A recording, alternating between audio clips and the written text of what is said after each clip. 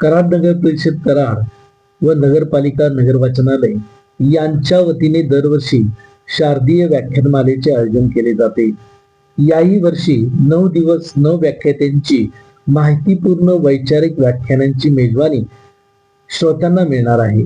यंदा शारदीय व्याख्यानमालेचे 93वे वर्ष आहे।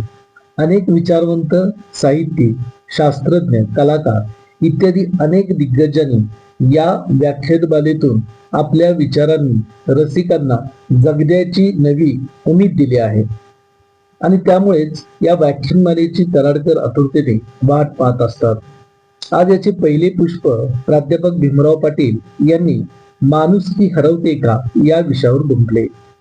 या प्रसंगी सहाय्यक विधी व कामगार पर्यवेक्षिका सौ सुवर्णा विभूते यांनी पाहुण्यांचा परिचय करून दिला। यावेळी माननीय प्रशांत भटकर व अतुल म्हेत्रे यांनी व्याख्यानमालेस शुभेच्छा देऊन मनोगत व्यक्त केले। कार्यक्रमाचे सूत्रसंचालन कवी सुहास इनामदार यांनी केले।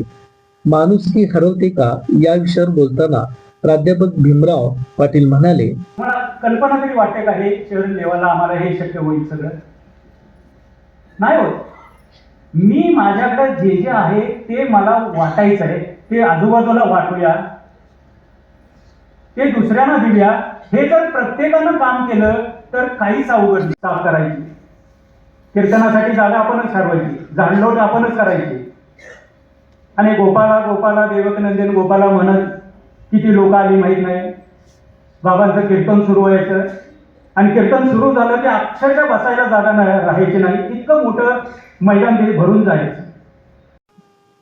रन फास्ट न्यूज चॅनलसाठी प्राध्यापक दादाराम साळुंखे, कराड।